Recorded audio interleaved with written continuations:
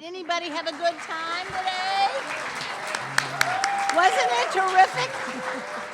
It was terrific. It was terrific. Yep.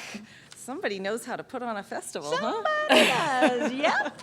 Somebody does. Oh, hi, everyone. So my name is Jennifer Entwistle, and this is Vicki Hendrickson. We are the co-directors of the Literary Festival. Thank you. Woo, that's right. But it takes a lot more than the two of us to put on a festival. So before we get started, I want to read to you the names of our steering committee. If you're here, feel free to stand up, raise your hand, but some of you, I know you never do. So Whistle.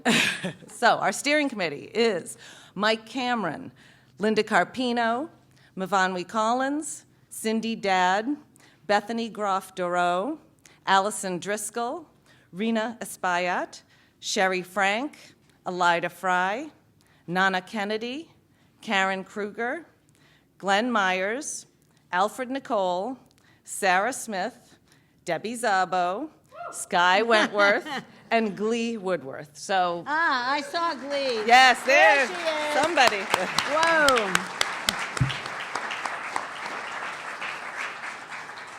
Like anything, it takes a lot of energy, and it also takes a lot of money. This is about a $40,000 deal each year, we do.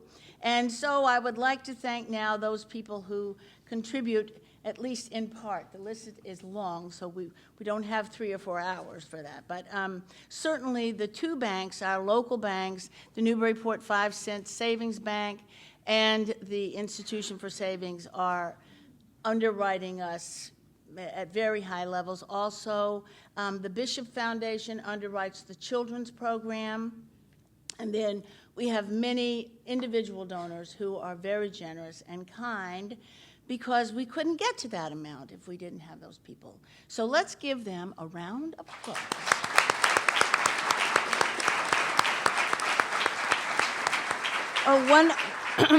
One other group that I forgot to mention is the Mass Cultural Council, and then the local cultural councils of Newburyport, Newbury, West Newbury, Amesbury, and Georgetown. And so volunteers and donors, that's what it takes. And authors. And authors, oh yeah! So Authors. thank you to the authors. We wouldn't have a And festival readers, without them. readers, we gotta have the That's readers. right. That's right. Okay. What do you think? Yeah, Want to get started? Yeah, I think we're ready. I think All we're right. ready, Tootsie. All right. So is The this mayor. the line we need to say? Yeah, Go yeah. ahead. All right, and now I'd like to bring Debbie and Mayor Holliday to the podium, because there is a special day being assigned to Debbie by the mayor. So here they are.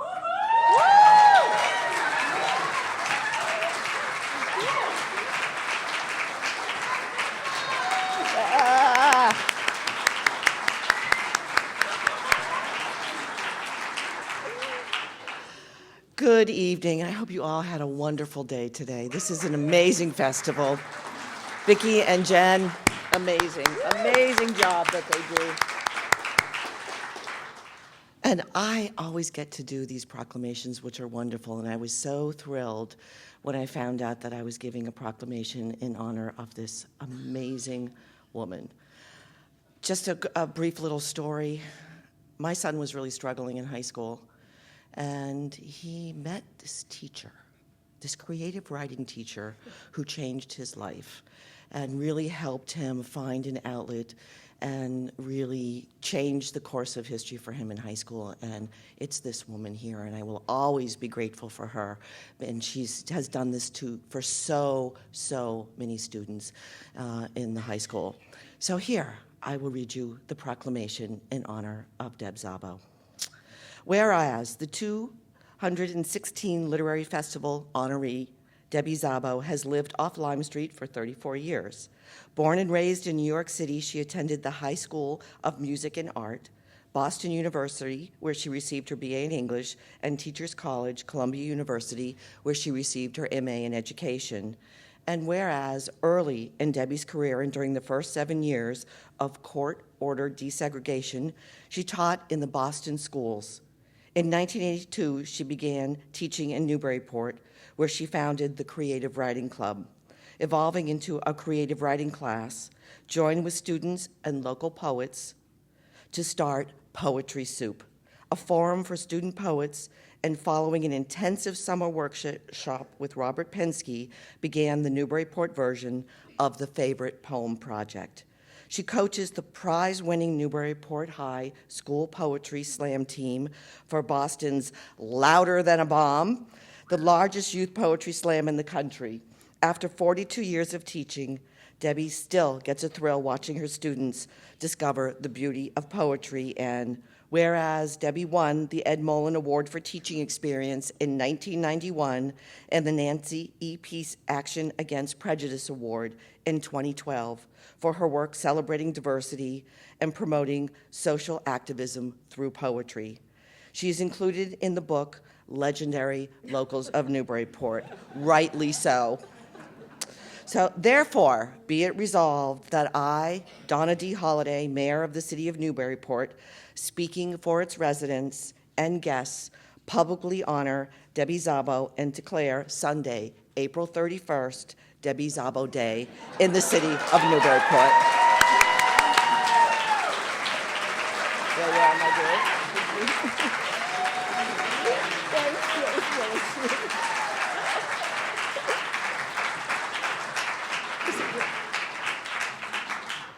So, is there an April 31st?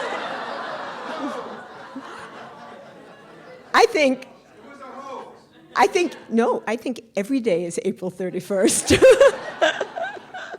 So that was pretty nice. Wow.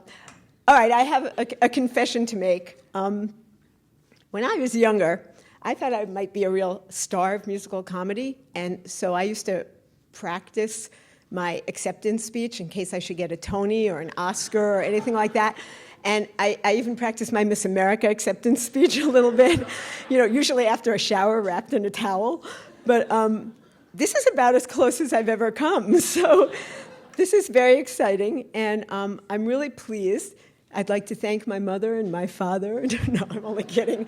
But actually, I did think about my father this morning because when I first moved to Newburyport, my father had a long, colorful life, which I couldn't possibly tell you in 10 minutes, but he escaped from the Holocaust. He drove a bicycle into Lithuania. He ended up in a jail in Japan with 12 guys, 6 of whom died of typhoid, and he ended up in China for 10 years. And eventually he ended up in New York City, which is where I was born and raised. And when I first came here to Newburyport, whenever I would see anything in the newspaper that mentioned my name, I would clip out the article and send it to him, like, "Look, Dad, it says Deborah Szabo, creative writing teacher, took her students to the Art Association and they wrote poetry about art."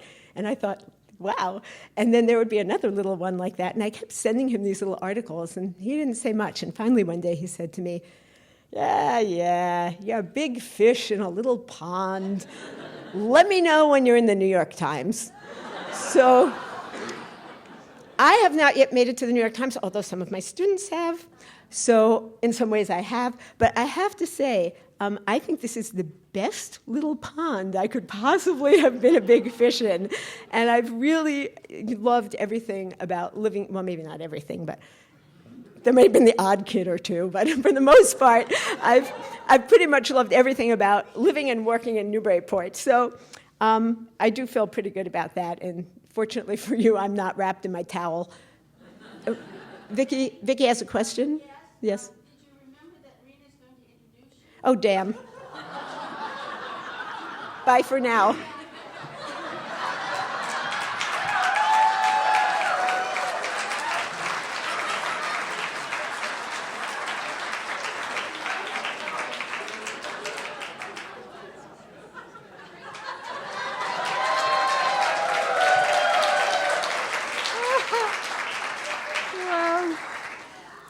I'm unnecessary up here because introducing Debbie Szabo to a Newburyport audience is a little bit like directly addressing a bottle of really great wine. I mean, the really expensive wine, as if you could speak to it and say, "Good, great, expensive wine, let me tell you about grapes." I'm about that necessary because the fact is that the reason Newburyport is the way it is, the reason it fizzes and sparkles and inebriates and keeps us all a little bit out of our heads with so many things to do and attend to and enjoy, is that it is full of good grapes. As a matter of fact, some of the best grapes in the world are right in this audience and hiding backstage, because this city could not be what it is without the kind of people that Debbie Szabo exemplifies. Now, how does Debbie exemplify the flavor, the sweetness, the goodness of the grape that produces Newburyport? Well, she teaches English, as you all know. And the kind of teaching that she does involves drawing students into a new relationship with language, not just learning how to be okay at it, but in daily use, on the printed page, in personal texts of their own that reflect their own thought, their own experiences.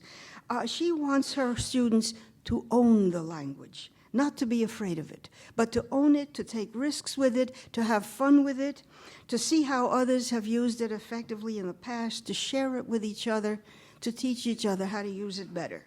As the mother of the famous Snow Holes Barred poetry soup that you've just heard mentioned, I have never seen Debbie put down a student or say, oh, no, not like that, do it like this.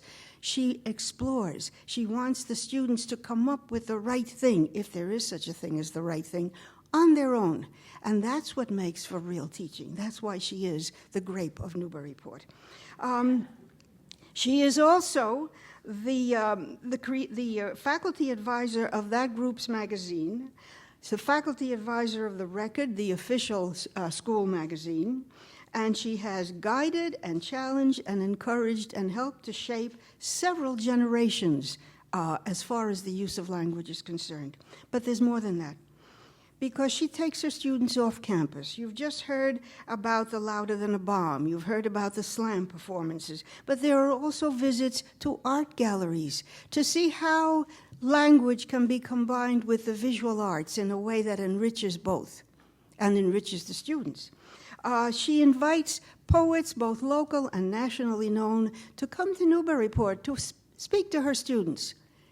And then she wants those poets to submit work to the magazines in which the student work appears. Now think about what that does. What that does is to turn the students into colleagues of poets from all over the country. It means that they have been launched into the world of the written word by adult people who are doing it. What she's done is erase the age barrier. That's a wonderful thing. This is a remarkable thing that she did many years ago and did for many years, and I wish that she would do it again, but it depends on funding. Hint, hint. She heard a marvelous Dominican poet from Lawrence read for us, for the Powder River Poets, and she got all excited, as only Debbie can. She said, oh, we need to expose the students to this. This is a different language. This is two languages at work on the same art that we all love. So she initiated, working with that Dominican poet, a yearly exchange whereby students from this school take a bus to Lawrence, and then the next day students from Lawrence take a bus here. And each day that the students are together, they do this. They have lunch together, they talk together, they share their experiences and their backgrounds, and we're talking about kids who have very different backgrounds, very different ways of living, not just different languages, but different cultures. And she invites them, she coaxes them through poetry, through the arts, through human sharing to do this. Now, my hunch is that that kind of encounter with the other must be life-altering. It must make a tremendous difference in the way that our students in this school and students there and in Haverhill and in other schools where she has performed the same exchanges, that those students have learned through experience how to look at the other with different eyes, how to see them, how to judge them, gauge them, how to deal with them in a way that is much better than we are seeing too often today. And there's more, because Debbie Szabo's concerns contribute to the whole community, not just to the young. and not just to the arts, but to everything. She collaborates with the Newburyport Art Association, with the Whittier Home, with the Powell River Poets, with the Newburyport Literary Festival, and I don't know how many other outfits. In short, with any group that attempts to enrich the cultural life of the city. For instance, tomorrow at 1 p.m. here at the Firehouse Theater, she will be putting into practice Robert Pinsky's idea of reading and discussing your favorite poet. That's another enriching and civilizing experience. Oh yes, and I almost forgot. She brings up children in a manner that guarantees that they are going to be delightful, and that they are going to be grapes themselves. I think she and Tom have a good vintage coming up. I could say much more. I could stand up here until next week, but I think it's time for me to sit down, because now you're going to have a treat. Now you are going to see another side of Debbie, which is the poet. Those of us who have the good fortune to know her as a poet, like the Powell River people, know already what you're in for. But we're delighted, we are tickled pink, all of us poets here, delighted that now the public is going to hear what she herself produces in addition to what she teaches her students to produce. So please help me to welcome Debbie Szabo.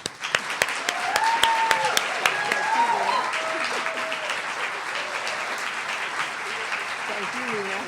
Okay, are you going to just sit there? I'm going to you have a seat in the front. Well, wow. Okay, that was a pretty big setup. Well, I was a lot happier just giving my acceptance speech, Vicki. Now I feel on the spot. Actually, when Vicki first told me I was going to be honored, well, she said, we're going to honor you and Edna St. Vincent Millay, is what she said. And I was like, oh, yeah, right, me and Edna, sure, no problem. Why don't I alternate poems, one, birds of a feather, right? One by Millay, one by Szabo, one by, that seems reasonable. No, I'm really kidding. I don't really think of myself as a poet. I do think of myself as a teacher and an encourager of poetry. And actually, the truth is, any of you who have ever tried teaching high school English know that it's almost impossible to do your own writing when you've got this stack of papers looking you in the face. So I haven't really written too much lately. I do sometimes write with my students, and in honor of Edna St. Vincent Millay, I'm not going to read you a whole lot of my own poetry because that's kind of ridiculous. Edna St. Vincent Millay was so great last night. But I thought in honor of her, I dug out an old poem, which is somewhere here among my papers. This is a sonnet that I wrote before I met my husband. I would just like to qualify that. But, I think it captures some of the spirit of Edna St. Vincent Millay. Sonnet. It grieves me so to gaze upon the face of some young man who aims to win my heart and see no indication, not a trace of character or wisdom on his part. His eyes tell nothing of what he has seen, nor do they seem to intimate a mood. His nose is just a lump that sits between those vacant orbs, ambiguously hued. His lips as well lack color, shape, and form, as do the words they utter. No surprise, I shudder to think this might be the norm. Dim wit incarnate right before my eyes. Alas, these men all seem such empty creatures that I am drawn to pencil in their features.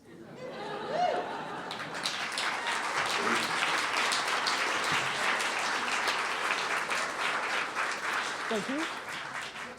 You can just call me Edna. I think that should be my new name. Okay, and I'm just going to read you one other sonnet because they're mercifully short. And this is an exercise that sometimes I do with my students. This actually came from I should have checked before I spoke, but it's some kind of a Shakespeare contest from a Shakespeare organization, where they give you something, some object that you have to work into a sonnet. And this year it was a rubber ducky. And so it's always kind of fun to try and put something like a rubber ducky into a sonnet. So here, this one seemed kind of timely, so I thought I'd share it with you. It's called The Bartender's Advice. See, I thought I'd win right away because that was such a clever title, like bartender, and then I put the D in parentheses. I didn't win. I was really disappointed. I thought they were going to read the title and go, first prize. It didn't happen. But here's the sonnet anyway. Kate, the bartender, warned me, you're a fool to fall for every liar, flirt, and quack who toys with your emotions, acting cool, when really he's lukewarm in his attack. You bathe in the attention of these men who stand upon soapboxes and proclaim, though Cupid's arrows have hit them again, this time ambivalence won't be the same. You grab those slippery words as they swim by, succumbing to the warmth of each refrain. But that young bird tonight you deify, tomorrow may go floating down the drain. Love often bobs and dodges and eludes like rubber duckies, presidents, and prudes.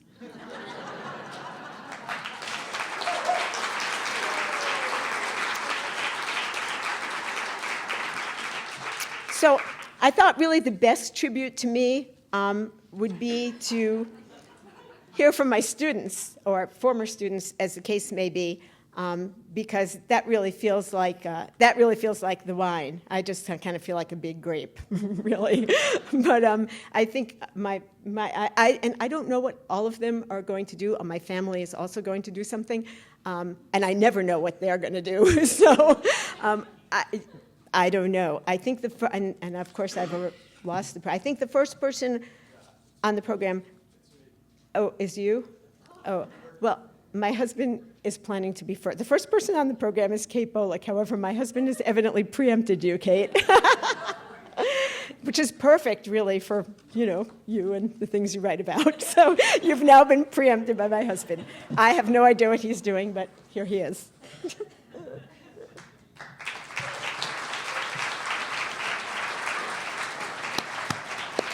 Okay. Well, I can't resist a slideshow, so I'm going to zip through many years of Debbie's life here, just because the visuals will complement some of the other things. We only have 5 minutes. Right. Okay. So I wanted to just show you some of the pictures from the front lines. As you know, Debbie is incredibly dedicated and hardworking, and is really dedicated to her students. The next slide. Okay. Here's what she looked like when she arrived at Newburyport. Okay. Oh, this is the Molin Award that she won in 1991. She was one of the first teachers to receive this honor. And here she is with the Nancy Pease Award. And the thing about this is that she not only advocates, eliminating racism, she lives it. And she has created a model and also a way for the students to live diversity and to engage in community, and I will show you that in just a moment. And so the next slide, this is a typical classroom. There's change in her teaching style over the years. Then we have United in Poetry. Rena mentioned this. This is the exchange program with Lawrence High School, and it was a real eye-opener for both students because they really had almost different cultures. Next slide. And what she helped to create an environment where they could learn from each other and work together and listen to each other. And have fun, too. And I think that's one of the things we haven't mentioned, and that is that Debbie creates a fun atmosphere and also is merciless in catching students and making when they don't they think they can get away with something.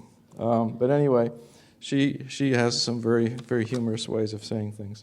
So the next slide shows the Favorite Poem Project, which you've heard about, and it will be happening tomorrow here at 2 o'clock. This is an ad. But this has been going on for 14 years.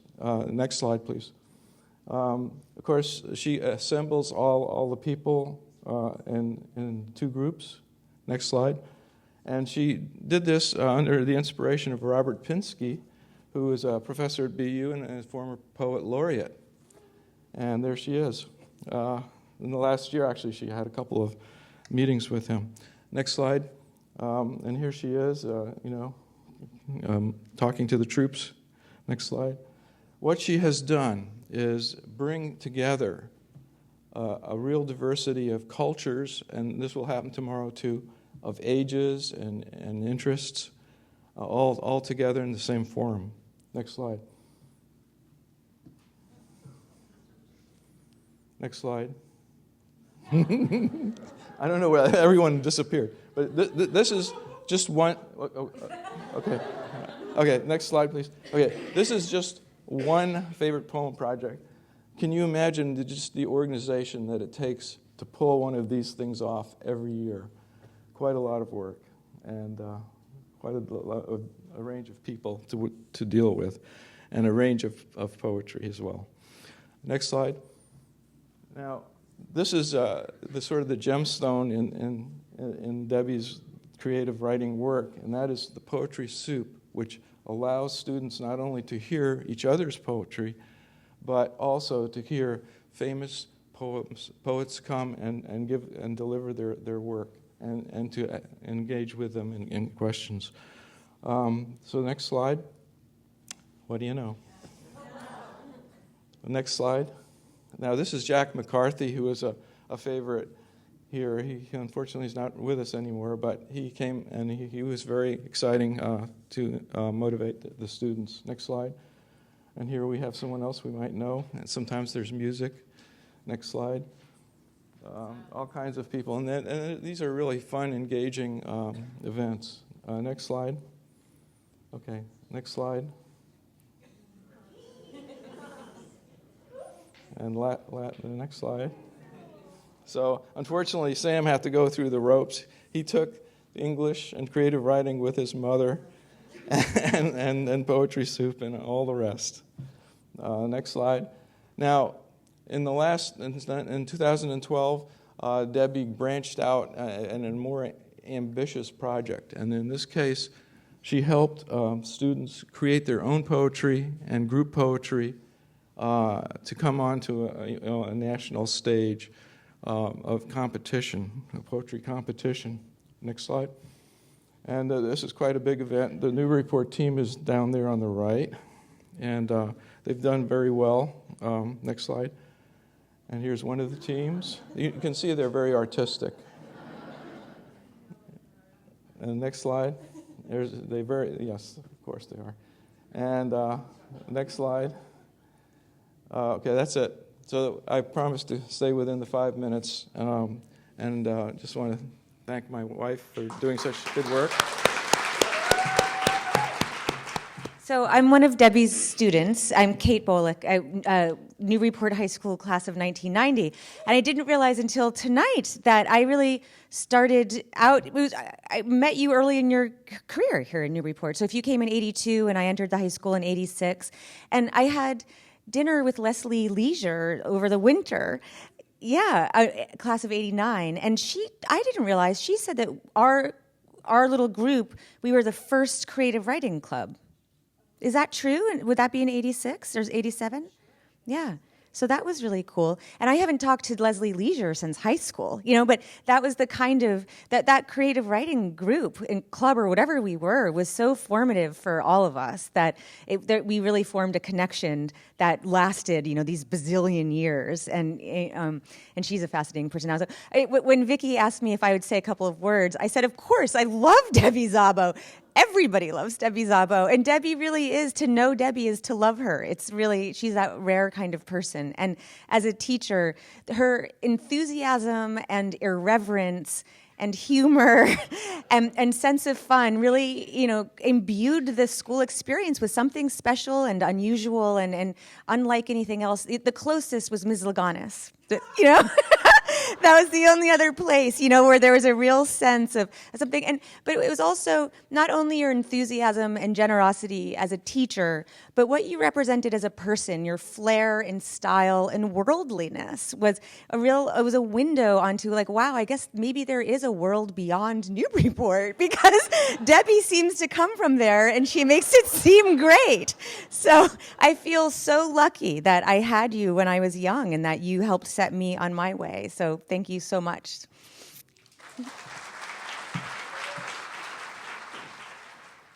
Hello.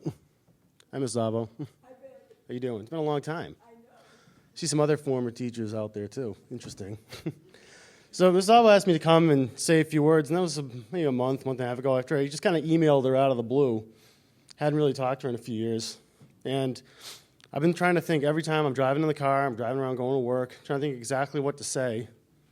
I couldn't quite put my finger on exactly what to say, except that, I was thinking about all the things I did. I was involved with Poetry Soup, with creative writing.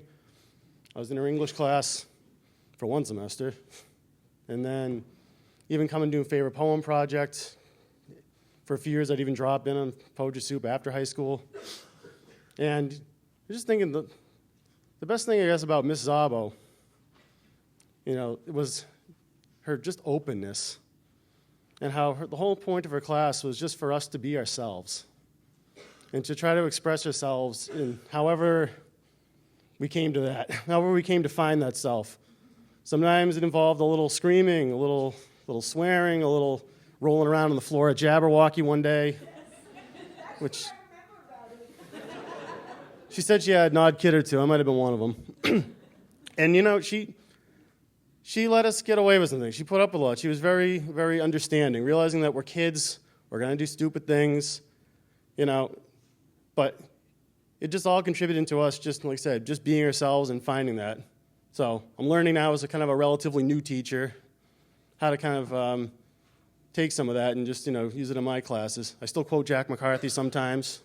So someone she exposed us to. I was talking about Twitter the other day to somebody, and I said, it's like Jack McCarthy talked about the opinion bone. That's Twitter to me. Terrible. But, yeah, I don't know how much else I can say about it. Just, it was a great time. We all learned a lot, me and my little group of friends. We came to Poetry Soup from freshman year all the way through the end and even beyond. And, it's great. All these students for 30-plus years have been exposed to that. And that's all I'll say. Szabo, you're the best.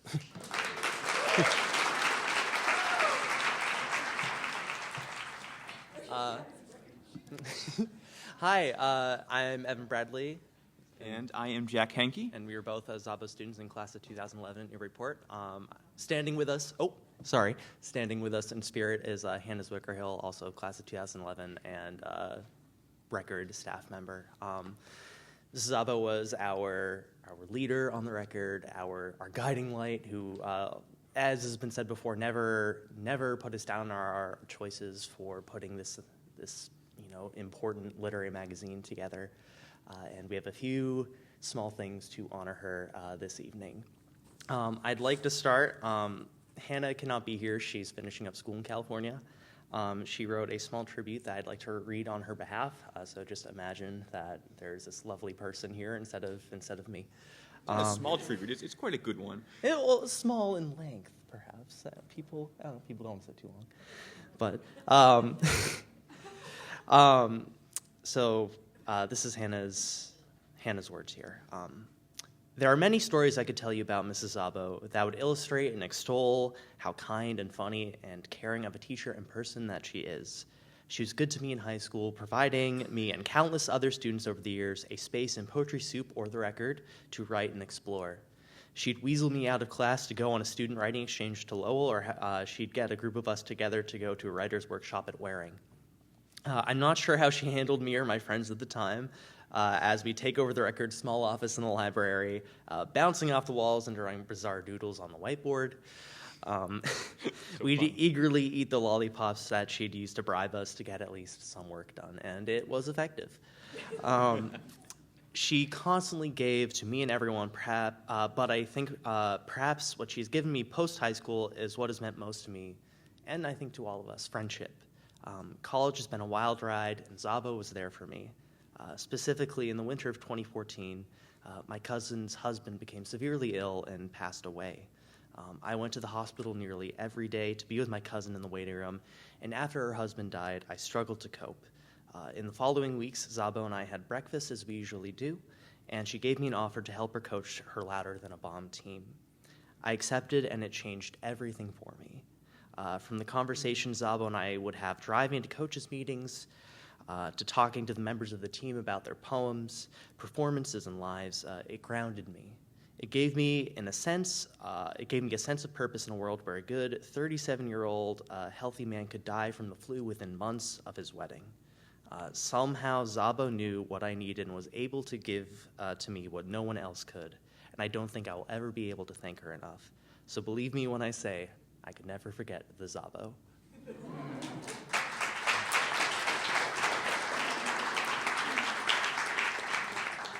So I definitely can't trump that, especially because Evan seems to have connived things so that he's last and not least. Yeah, I don't know where to start. And Mrs. Szabo, I mean, you were by far the most, I don't want to say relatable, but invested in us. I think of any teacher who was there, which is saying a lot because there are a lot of wonderful, wonderful teachers at Newburyport High School. I mean, just having somebody who, having a mentor that we could go to at the end of every Monday, meeting in the library. Sometimes it was canceled, which is very sad, and sometimes there were several days a week when we had to go there. By the way, 5 thumbs up.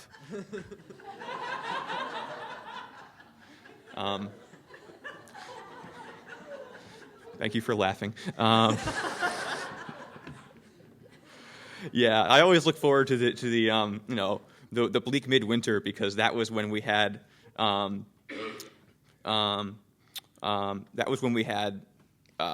several days a week because we had to finish the magazine ASAP. And then afterwards, we could sell the magazines, which Mrs. Szabo taught me a lot about capitalism through doing. Made me the economics minor I am today, and the English major because I learned probably more about poetry from her than everything else combined. Even though I kept on spurning her offers to go to Poetry Soup, despite her temperessing and trying to get me to go there. Temperance is a great word. I always use it. Anyway, so I hate culture. So I'm going to read the poem that I want to read in honor of her off my phone because Millennial.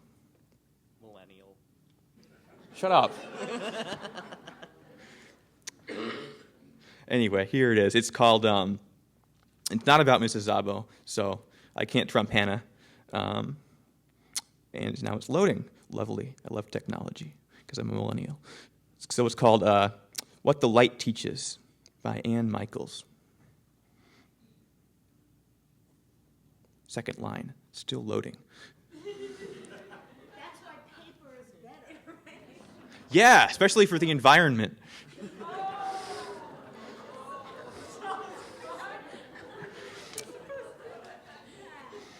You read poems in the old language, even our parents can't speak. What we save saves us. And in your mouth, the soft buzzes are natural as cicadas, the long ayahs like bird calls. Language is how ghosts enter the world. They twist in awkward positions to squeeze through the black spaces. The dead read backwards, as in a mirror. They gather in the white field and look up, waiting for someone to write their names. Language remembers. Out of obscurity, a word takes its place in history. Even a word so simple it's translatable. Number. Oven.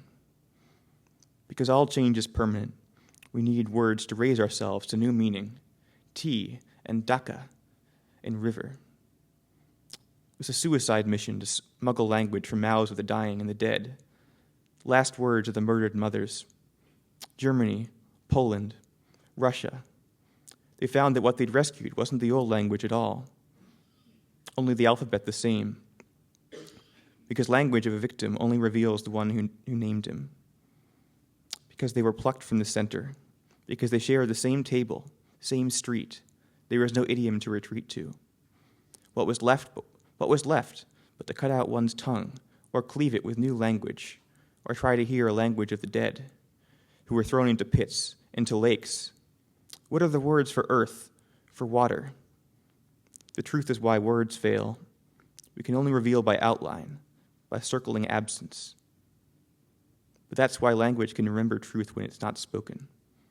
Words in us that deafen, that wait, even when their spell seems wasted, even when silence accumulates to fate. Prayer is the effort of wresting words not from silence, but from the noise of other words. To penetrate heaven, we must reach what breaks in us. The image haunts me, the double swaying of prayer on the trains. Language is the house with lamplight in its windows, visible across fields. Approaching, you can hear music. Closer, smell soup, bay leaves, bread. A meal for anyone who has only his tongue left. It's a country, home, family, abandoned, burned down, whole lines dead, unmarried. For those who can't read their way in the streets or in the gestures and faces of strangers, language is the house to run to, in wild nights, chased by dogs and other sounds, when you've been lost a long time, when you have no other place. There are nights in the forest of words when I panic, every step into thicker darkness, the only way out to write myself into a clearing, which is silence. Nights in the forest of words when I'm afraid we won't hear each other, over clattering branches, over both our voices calling. In winter, in the hour when sun runs liquid then freezes, caught in the mantle of empty trees, when my heart listens through the cold stethoscope of fear, your voice in my head remembers what the light teaches. Slowly, you translate fear into love, the way the moon's blood is the sea.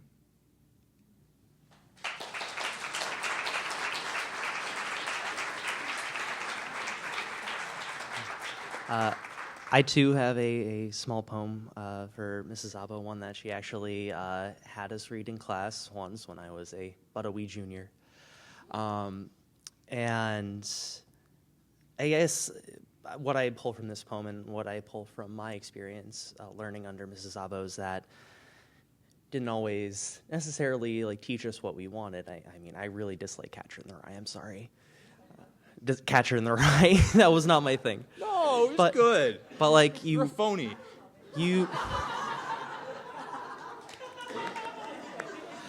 But you always taught us what we needed, and you gave us experience, and I'm so thankful for that.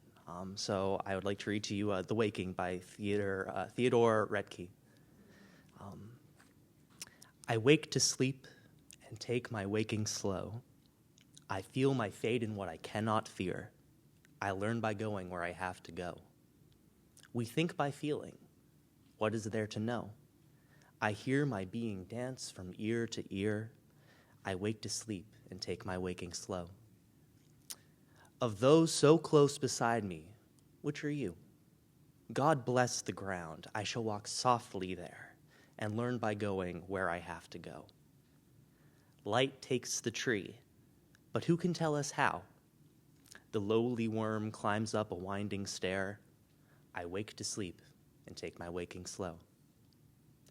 Great nature has another thing to do to you and me. So take the lively air, and lovely learn by going where to go. This shaking keeps me steady. I should know. What falls away is always and is near. I wake to sleep and take my waking slow. I learn by going where I have to go. Thank you.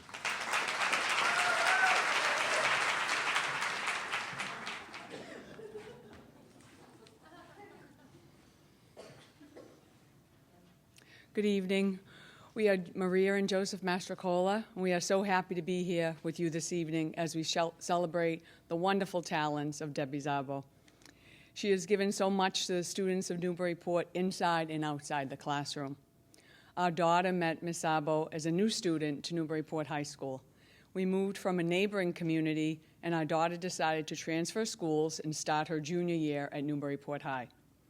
We were as nervous as she was in those first few weeks, but thankfully she was welcomed with open arms and quickly became a member of the Newburyport High School community. In our home, during our discussions about classes, one teacher immediately stood out. That would be Ms. Szabo. Marcella, our daughter, loved her teaching style, her passion for her subject matter and for inviting her to be part of Poetry Soup. When Marcella wanted to attend evening sessions, we could see that our child was opened up to a whole new world, the world of poetry. When it came time to pick classes for senior year, she chose 2 with Ms. Szabo. I want to be a good writer, and I know Ms. Szabo can help me with that, she said. Electing to take 2 classes in English thrilled us as our daughter gained confidence in herself and her own ideas. Through peer editing, writing poetry, and then reciting poetry, we could see she had a new confidence, and that was quite evident to us as her parents. When it came time to write the dreaded Common App for college, she knew immediately that she wanted to write about Poetry Soup. Thankfully, one of the writing prompts was right for that topic. That Common App prompt was, describe a place or an environment where you are perfectly content. What do you do or experience there, and why is it meaningful to you? So we thought we'd read you a little excerpt of that Common App essay. 26 letters. 26 letters can make over 1 million words. 1 million words to make endless sentences, phrases, and exclamations. Words fill our lives. They explain who we are and what we do. They express our feelings, our thoughts, our ideas, and our emotions. Although sometimes we find ourselves at a loss for finding the right one, they exist in abundance. Poetry is where I am unrestricted. There are no rubrics and no rules.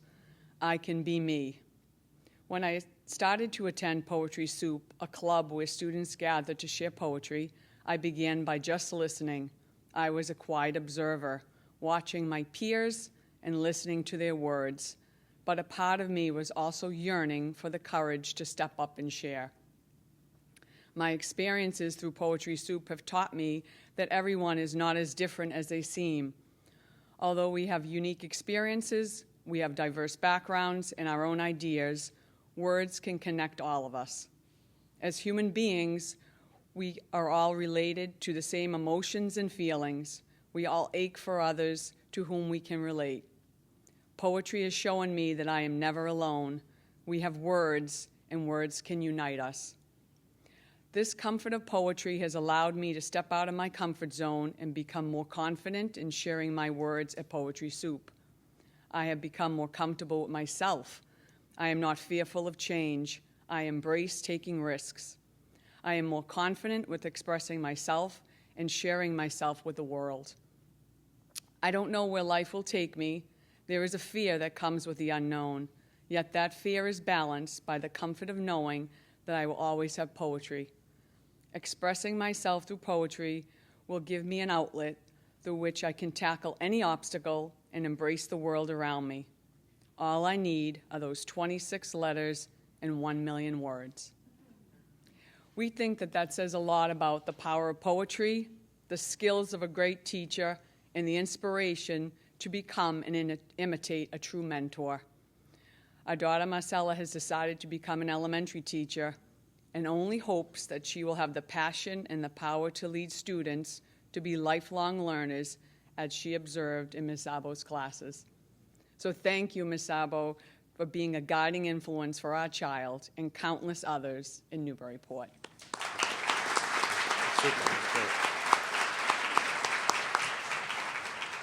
Good evening. I'm Jeff Blostein. My wife and I were fortunate enough to have Mrs. Szabo teach our 2 children.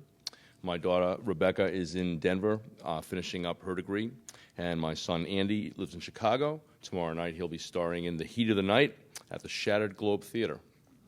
And Mrs. Szabo has no small part in that. The mark of a great teacher is one that can create a safe space where students may feel comfortable to express themselves without fear or judgment. Look no further than once a month at the Jabberwocky Cafe, where you'll find Mrs. Szabo surrounded by dozens of students hoping to share a piece of their soul. Mrs. Szabo has found a way to make students feel like they have a voice and a platform to speak their truth, whether it be Poetry Soup, creative writing class, or NHS's state finalist slam poetry team, all 3 of which Mrs. Szabo created. Mrs. Szabo has been acting as a muse for students of Newburyport for over 30 years. She helped inspire my son's oh-so-famous character, Granny Fanny, at Theater in the Open's now annual Panto. She runs the Favorite Poem Project as well as The Record, a compilation of student poetry, many of which were spoken out loud for the first time at Poetry Soup. The list goes on. And she will tell you none of this, for she is as humble as she is inspirational. I know I speak for hundreds of students when I say my son's life would truly not be the same without your influence. Thank you for everything you do. Thank you for going the extra mile, for putting in the extra effort. Our community is incredibly fortunate to have such a warm and caring human being. It has not gone unnoticed. You deserve every bit of this honor. Bravo. That was pretty cool. I'm feeling pretty good. But actually, the best part is to come, other than this little hand that I can now wave around. The real proof is in the pudding. So I have some students who are going to perform for you. The first one is not on the program, but it's really exciting because Lynn Amundi is a rookie poet. This is probably the second time that she's gotten up in front of like an audience other than Poetry Soup, and she's only a freshman. So this is big stuff, and her poem is beautiful, and I know she's going to knock it out of the park. So welcome, Lynn Amundi. The Kenyan flag is a reminder of the way I used to be. White, like my pureness, and black, like the obstacles I faced. Green, like the fields I would run on to get to school, and red, like the love I had for my family. I look back now wishing I'd embraced my childhood. The days we would make toy cars out of milk cartons and soccer balls out of clothing. Dance in the rain until our fingers got numb when sleeping was a waste of time. The morning shosho would make me mandazi. The Monsignana would play hide and seek with me before she passed. One spun, the restaurant where I'd go after school just to get a reminder of the spices I called Mom. The one uniform I owned that would be used for all, the Nigerian movies with their false American impressions. Sweetie, sweetie, Mama's in the hospital, oh no. The one uniform I owned that would be used for all childhood events. Auntie Tafu's wedding, Mamu's birthday parties, Hospital Hill School, church. Winning the green card wasn't out of luck, but out of God. I learned that although moving to America needed adaptation, I learned that kids and adults weren't used to change. They weren't used to my brown skin with their white, my thick, coarse hair with their thin, soft, my wide nose with their narrow. They weren't used to my plump lips with their lean. I was taught how to act proper. Stand up straight, say hello, don't forget to smile, but they never taught me how to make friends. I went from knowing everyone to knowing no one. Even the most disliked girl in second grade didn't want to play with me. I would spend recess in my own zone, hanging on monkey bars alone, wishing I could go back to the days I was known. But making friends wasn't the only challenge in a new land. My family no longer had to sleep in one mattress that we would also use as a table for breakfast. The size of my house then was the size of my apartment living room now. From walking to cars. My legs could walk for miles without whining, but now cars are an excuse to be lazy. From shillings to dollars. 20 shillings could have bought a loaf of bread, but now $20 can buy a meal for two. From community to isolation. Neighbors or family you shared everything with, but now asking a neighbor for some quarters makes you a burden. From Swahili to English, my lips could dance in a rhythm that only the people in my country could replicate, but now I speak a language that more than 300 million other people can. From dance hall to rap music, my hips used to move perfectly side to side, dancing to Conscience, but now I can't go to sleep without listening to Kendrick. Now the lyrics to my favorite national anthem fade away, but my love never will. E Mungu nguvu yetu, leti baraka kwetu, haki wengao na mlinzi, na tukae na undugu, amani na uhuru, raha tupate na ustawi.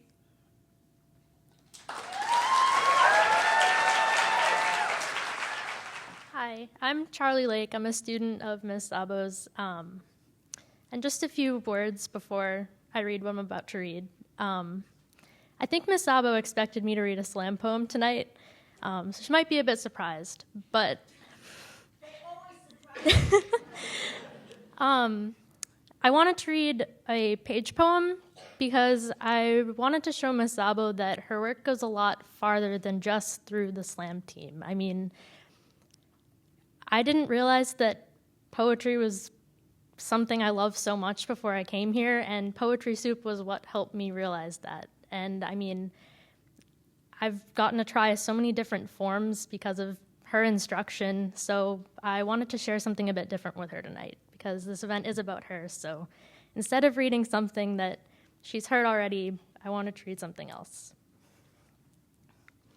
I stopped watching my own gasoline eyelids blink back from puddles, because asphalt makes me tired. I'd like to make a home of the holes between cobblestones and doze off to Pepto-Bismol engines instead, so they can take me to Crayola gardens where I can wear a wicker hat and evaporate into the landscape. So pollen and water cycles are all that matters to me, because water droplets don't sneeze and don't have to say sorry, an agnostic kind of purgatory, a lumpy bed that fits perfectly, a mountain made of shoulders in the dim glow of window sleep. Bells bring fake wake-ups from traffic cones and sticky notes into loose socks and sunlit railroads, and I meet the earth as a balding old man long settled into his freckled skin. And no one here stops flowers from growing freely on female limbs, and all we can do is laugh as spray paint coats our eyelids and hope that when rain comes there's something left for us, even if it's just eye crust and loose socks. I want to put all my pocket lint in a jar so I can remember the places I traded places with dust, so I can stare at the blue fuzz and remember my body thought it was worth keeping once. Because there's some things I want to keep, and I hope those things want to keep me. I got to say one thing while Aisha's making her way up here. That was so perfect, Charlie, because, yeah, I had in my, this is great. You know, I love my job, and I really love doing it. And it was interesting to hear how people perceive it, because it's not always how I perceive it. But, yes, Charlie has some dynamite poems, and I totally expected him to do one of these out of this world poems. And then he said, like, well, I'm going to do this other thing. And it's such a great life lesson. My profession is the perfect life lesson, because at first I was like, what? You're not going to do one of those poems I love so much? And he was like, well, I could do that if you really wanted me to, but I really want to do this other thing. And that's the real thing about teaching, if not life in general.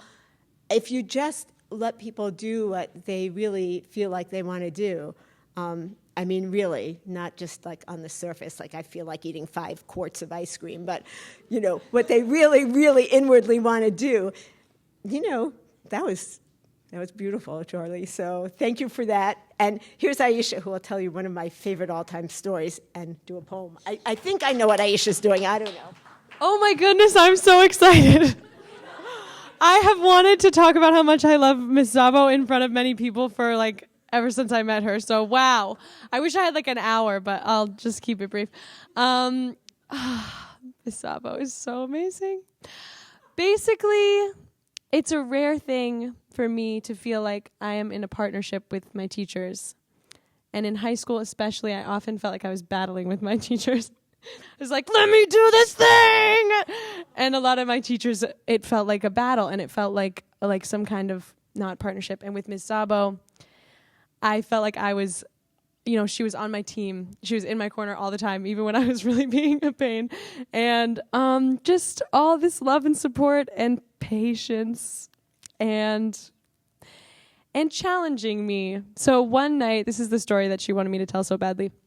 One night, I was being particularly bratty, and I was like, I don't want to write a poem. Like, I have to do this thing for the Louder Than a Bomb team. I was on the Louder Than a Bomb team, and I was like, yeah, like, I don't know. I just, like, don't have anything in me. Like, I just need to sit and cry instead. And she was like, that's just not going to cut it. Like, you have to write a poem. Because she knew that I had it in me. And she was like, right now. Like, sit down and write. And she actually didn't. We sat, I think, in NHS for until, like, 10 p.m. She locked me in a room. I didn't want to say that. It sounded so scary. Basically, this is what happened. First, Ms. Szabo sang, I feel like a motherless child to me, and was like, you can use that. Like, I know that you should use that song in a poem. And I was like, okay, I'll figure it out. And we had started rehearsal at like 5, and then everybody else had kind of weeded out, and I was the last one left, and I was still like, I don't want to write. I don't know what to write. And she sang this song to me, And then she was like, go in the room across the hall and listen to this song as many times as you need to, this beautiful song, and it will eventually inspire poetry in you. And we stayed really late, and she stayed in the building with me until 10. And by the end, I was like crying. I had written a poem. I was like, look, I did it. This is what, and it was just really great. So yeah, that's just one of the many stories of Miss Szabo being a goddess. And this is the poem that she wanted me to read and that she forced me lovingly to write that night.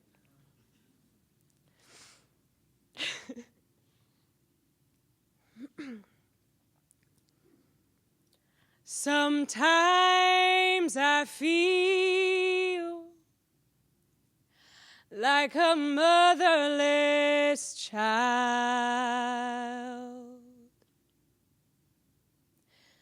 Sometimes I feel like a fatherless child.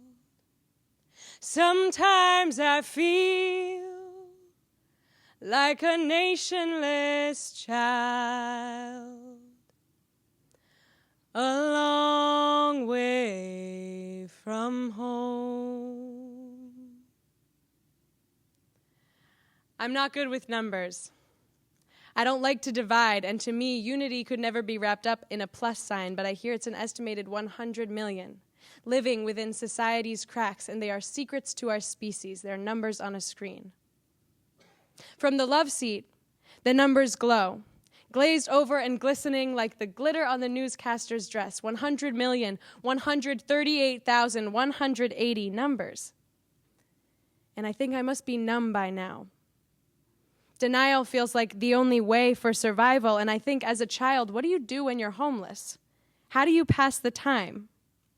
In Syria, parents say that their children are having nightmares every night, and they draw death in their doodles because the streets have beat bloodshed into their bones, and they dream it all day long. What do you do when you don't have a home? From the love seat, these numbers just flash at me on a screen.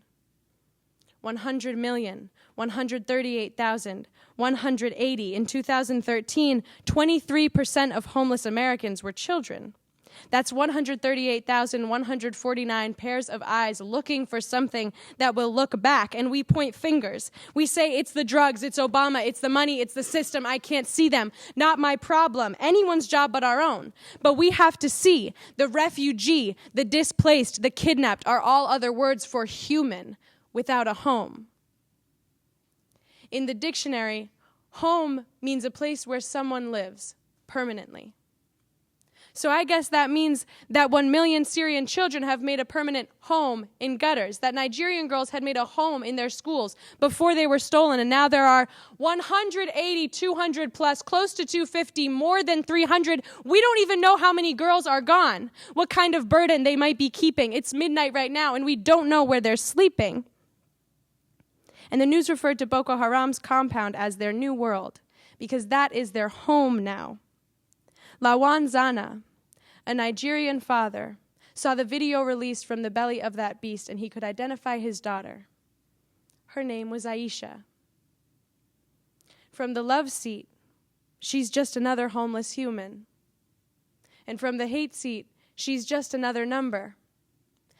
Because when we are stolen or robbed of our homes, we say 100 million and make change impossible. But to start a shift, we need to see more than just a numerical amount. We need to see a list of names and make each one count.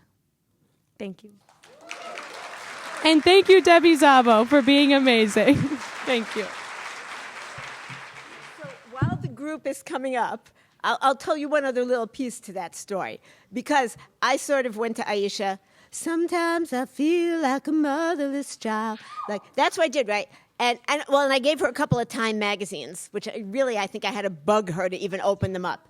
She still has the Time magazines from a couple of years ago. Group, you're right. Okay, so, but here's the thing about Aisha, and I do feel this is the best teaching situation when you do feel in a partnership with a student, and Aisha was masterful at taking direction from me. So the part she didn't tell you is, so I lock her in the room, and I did, by the way, call her mother and say, I've locked your daughter in the room with Mr. Parent, my principal, is here, so I do want you to know, I called her mother. I said, I've locked your child in the room with no food and water. I will let her out in 2 hours when...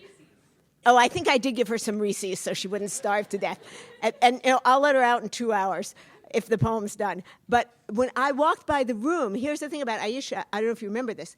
All of a sudden, I hear Paul Robeson going, sometimes I feel like a motherless child. So she had the good sense to check out what was behind that song and then really get into the song. So props to you, Aisha.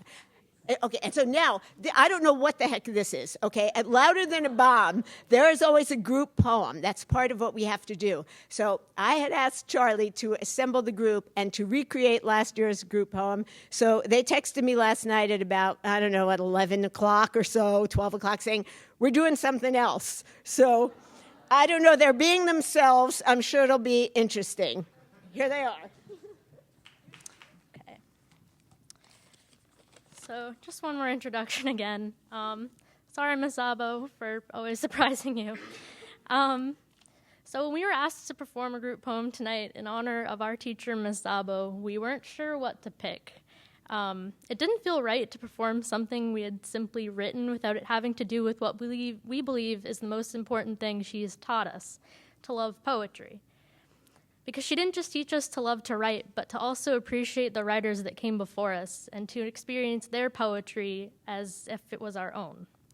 So this is why we've chosen a piece originally by Pablo Neruda and adapted it to group form. Because this piece is about discovering your love of poetry, which is something Ms. Szabo gave to all of us. This is Poesia by Pablo Neruda.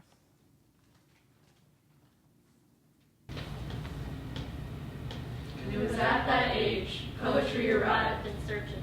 I don't know. I don't know where it came from. From winter or a river.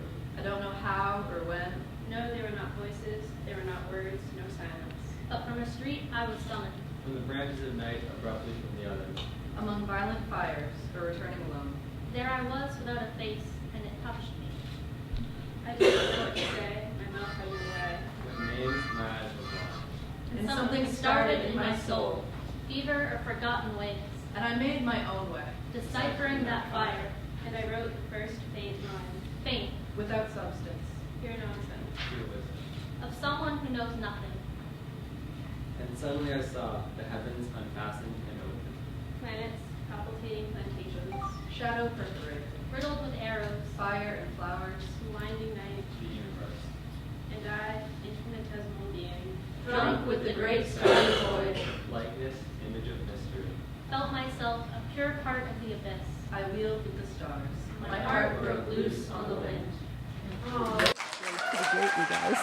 All right, so we're almost done. I could sit and listen to people talk about me forever, but I don't expect you to. But the evening would not be complete without the rest of my family.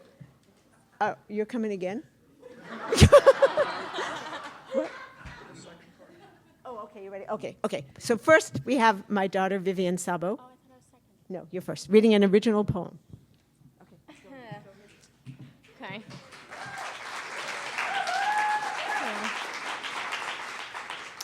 Okay, so poetry is sort of my mom's thing, and like, she's really good at it, and I'm not really good at it, and I wrote this today, so let's all be nice and applaud like it's really good when I'm done. So here we go. My mother.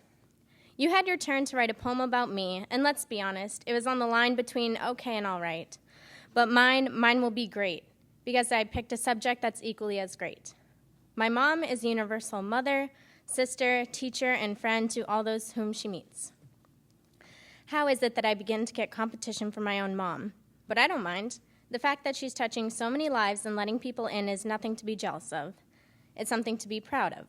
And I'm proud of my mother. And so if you need another mom, take mine. Well, don't take her, but let her help you. My mother believes poetry can help. It can help her, him, and all of us. My mother understands poetry. She believes in poetry. What does poetry mean to you?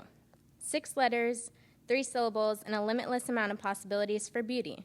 But poetry is also pain and healing. Poetry believes in community, bringing people together. The ways in which our word is heard is growing by the minute. Poetry can stop time. Like my last sentence, poetry can stop time. Your time, my time, our time, we share time together. My mother shares both. They say time is money, but good poetry comes with time, so why not spend good money publishing good poetry to share with each other on our own time? My mother believes in poetry. Do you? All set up. Yeah, she nailed it. My name is Sam. I'm very proud to be your son. I'm following a lot of really hard acts to follow right now.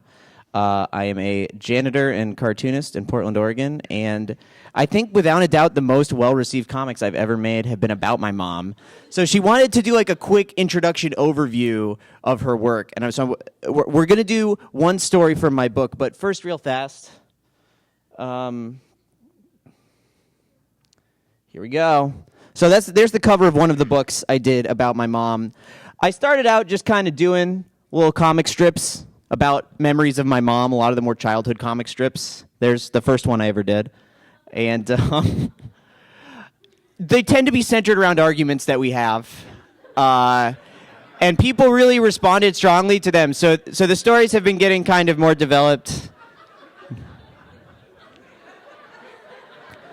The stories have been kind of getting more and more sophisticated, but they're still essentially me just kind of transcribing my arguments with my parents and then airing my dirty laundry and calling it a graphic novel. And my mom's been a very good sport about it. And she wanted me to do like kind of an introduction. Yeah, she's responded really positively to all of them.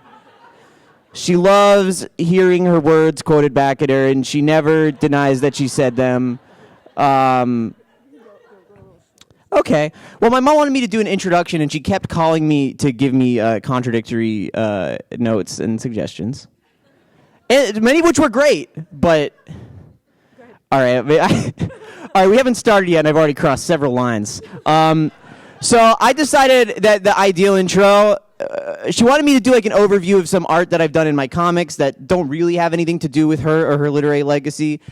So what I ended up doing after much hemming and hawing was I drew the last phone conversation we had a couple nights ago. I stayed up all night doing it. And so if you like, we can run through that conversation real fast, and then we will do one quick excerpt from Momix. Am I reading my part? Would you like to? I can do it for you if you want. How you choose? You're the. I think you should do it if you're comfortable with that. If you can sign off on all these things I said you said. Okay. All right, let's get out of these. All right. Do you have your mic, or are we passing it off? No, we're gonna pass the rock? All right. This is me? You're most of it. Okay. So I have some ideas for your Momix presentation. I'm thinking you should do the story about the novelist to make it more literary. Forget about the other story. It's not really about anything literary. Besides, I think your dad wants to be in the story, so this way you could give him a few lines. Really? You think so? But also, I'm thinking the art on your more recent comics is much, much better, and I want to show off your work. So maybe you could do an overview of your old work and new work? And you can narrate it like a monologue or a stand-up comedy routine. Bear in mind, none of this is true. You should do the comic. Oh, I did say that. You should do the comic where you're a kid and you want me to look at your art and you keep saying, "Mom, pay attention to me." Wah, wah, wah.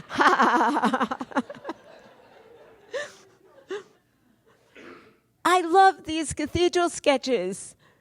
The religious art is really striking. That was pretty good, wasn't it? I know. Maybe. Oh, is that me? That's me. Oh, I'm looking bad there. I like all the lines. Okay, maybe you.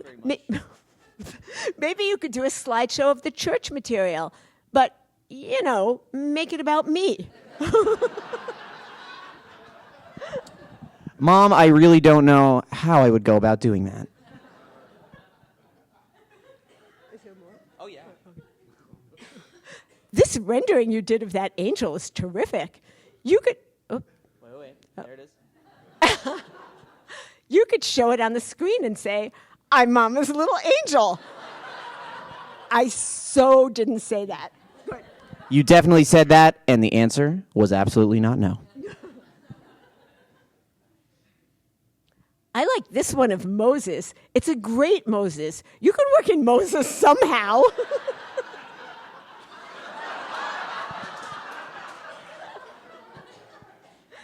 And this Mary Magdalene really cracks me up. It would be great if you could do something with that. You can put in whatever you want. Just do your best to make it fit the narrative of the event. And what exactly is the narrative? Is there like a theme to this festival? That I'm an inspirational person and I inspire people to make art. Just pick something you've written about how I inspired you to make comics. I don't think that any of my work says that, really.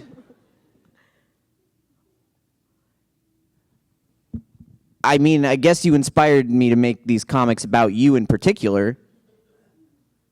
I guess it all depends on how you define the word inspire. Oh, there's more. Sorry. I keep thinking it's over. I know. Okay. Well, make something up then. Figure it out. Or just use that story about the novelist. It is a really good story.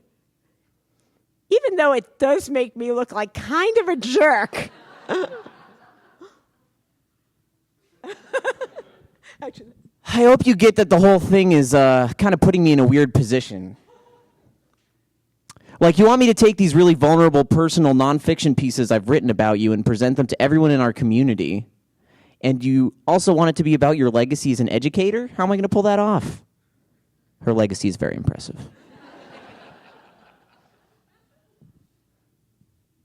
That's you. Just do the comics as they are. They're great. And also talk about me. Look, you know me. Maybe there'll be a literary guy in the audience and he'll like it. And if nothing else, I hope this will be an interesting experience for you. I'm sure it will be. The end. All right.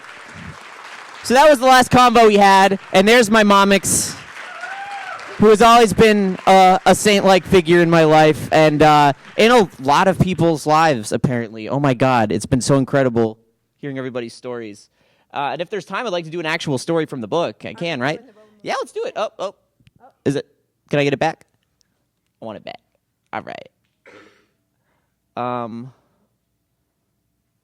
Let's get this out of the way. Okay, so this is from the end of Momix 2, my second book, and it's called The Novelist. And I think this one is very relevant to the theme of the festival and echoes a lot of advice I've heard from other writers tonight.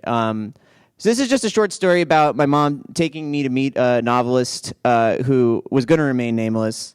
And he gave me some really good advice.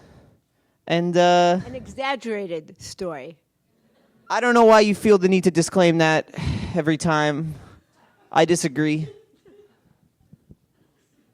Let's do it. All right. Get ready, everybody. This is called The Novelist. The structure of this book was that it was centered around 3 arguments revolving around my mom kind of despairing about my life path. So this is the culmination of that theme. We're going to start with my dad. Yeah. I think this means a lot to your mother. You're doing this. Dad, it's really early and my flight leaves soon. Is it really important that I go to Mom's thing? Oh, by the way, I had very, very short hair at the time. It was a couple years ago. I think so, yeah. She's really excited about it. She's got this big novelist coming in to talk to her class. You know, who knows? Maybe he'll have some tips for you. Yeah, okay.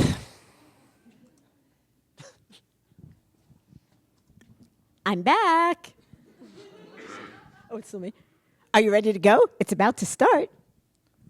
Uh-huh. I wish you could have been there for first period. This guy is incredible. He has so much to say. My old high school. Weird. Everyone is so young. Here he is in the library. I have all of your books. Could you sign them for me? Oh, yeah, of course. Would you like me to personalize them with your name? Sam's reading both parts, obviously. Yes, put my name on the first book and make the others out to my son. Because I'll be dead soon and I'll probably just leave them all to him. My son is a writer himself. He graduated college with a degree in creative writing. You're both writers! Oh, that's great. What do you write?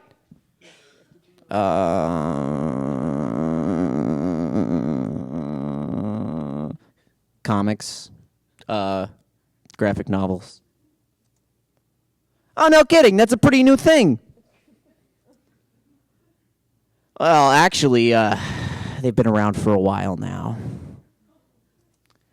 Oh, yeah, well, 15 years ago.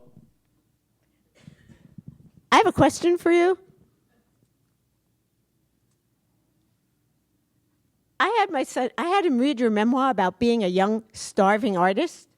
Yeah, it was great. My son is struggling too, now, just like you were. So my question to you is, how did you go from being a starving artist to a rich, successful artist? Do you have any career advice for my boy?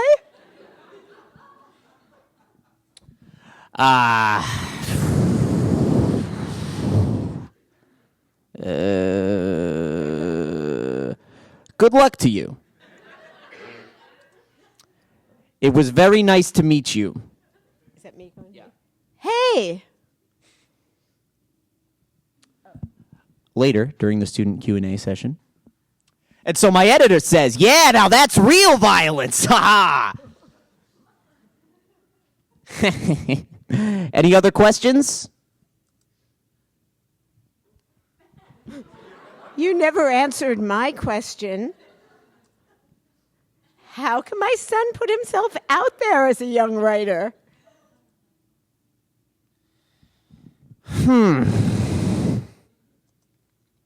I mean, he's doing what I did, more or less. Sure, lots of people I know got real careers when they were young, got real rich and successful. Would I trade my years for theirs? I don't know. Probably not. Look, you gotta let it go. He's young, he'll figure it out, it's gonna be fine. I can see that you love your son very much. But you gotta let it go.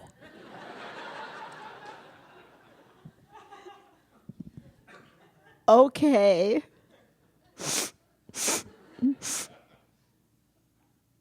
Don't forget to shake his hand when you leave.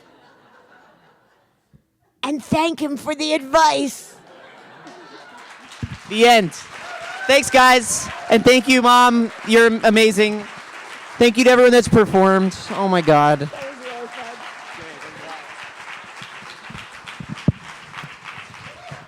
So, in the spirit of togetherness and community, our finale is a group sing-along. But I think Ian McCarthy is going to introduce the sing-along, and then we'll help you.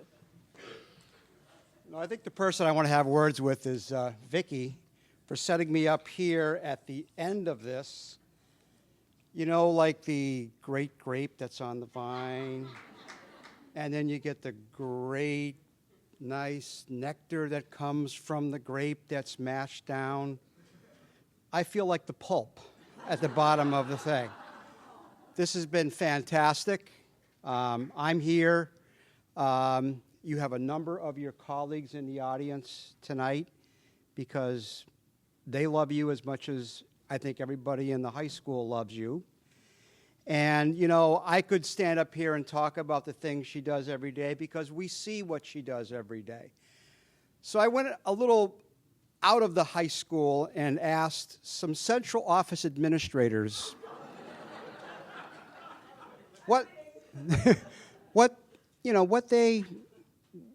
who's Deb Szabo to them? Because they don't see you every day. And I said, what kind of impression have you left on them? And here's what they said. Deb is full of light. She shows up each day after all these years with a smile on her face, full of energy, and she's ready to inspire. Her passion for teaching and learning is evident in her dedication, enthusiasm, innovation, and sincere appreciation for her students and colleagues. That's from people who don't see her every day. You can just imagine how we feel seeing what she does, the magic that she does every day in the classroom. We're going to get that Lawrence thing back. Okay? I said that in public. I don't know how we're going to do it, but we're going to do it. Okay? And 10 o'clock with a student in the classroom we're going to have to talk about that. Thank you.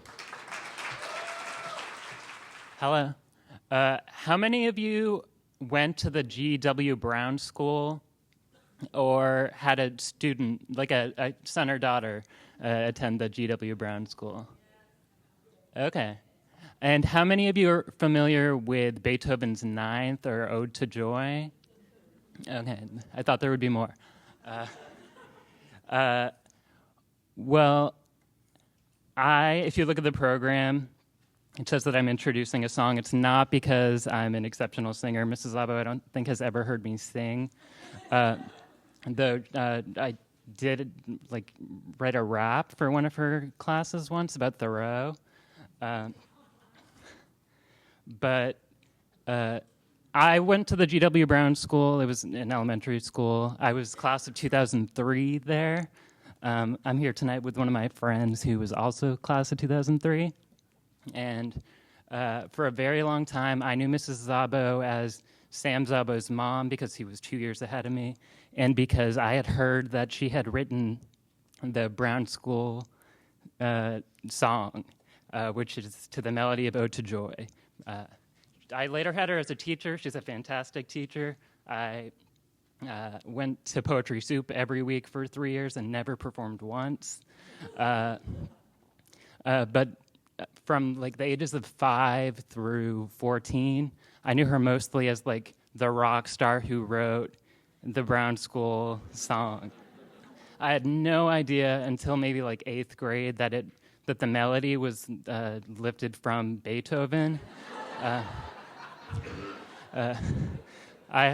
have a lot of love for Newburyport and the Brown School. I ran into Mrs. Szabo last summer because the Brown School was hosting a yard sale, getting rid of old clipboards and posters and things that I definitely wanted and that Mrs. Szabo apparently wanted too. And I let her know that I was in complete shock the first time I heard Ode to Joy. I was probably in an art class in 8th grade, and because I completely believed that it was possible that a melody like that could have come from Mrs. Szabo.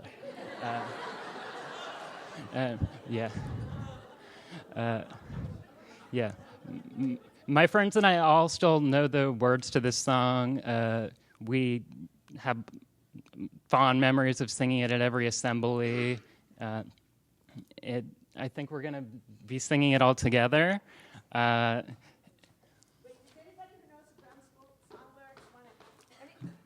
People who know the Brown School song lyrics, you can come up here and help us. Because in order to make this really work, you have to pretend, we have to divide the place up into kindergarten, first, second, third, and fourth. So here, I'm going to say this. If you're sitting over here, you're in kindergarten. If you're sitting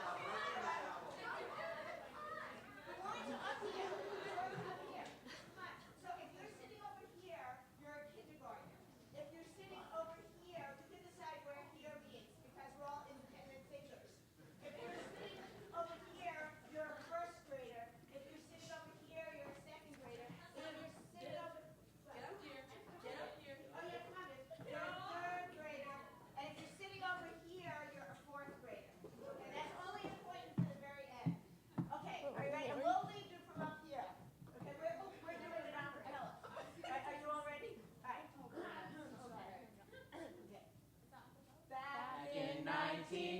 23, old Master Brown made history. Starting a tradition here we carry on from year to year.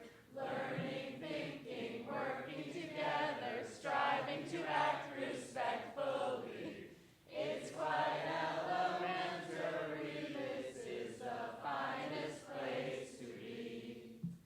Many people, young and old, in our hearts will always hold. Each one leaves a special mark as on life's journey we embark. Gratefully we thank everyone who helps make the Brown School so much fun. It's quite elementary, this is the finest place to be. R-O-W-N, Brown School!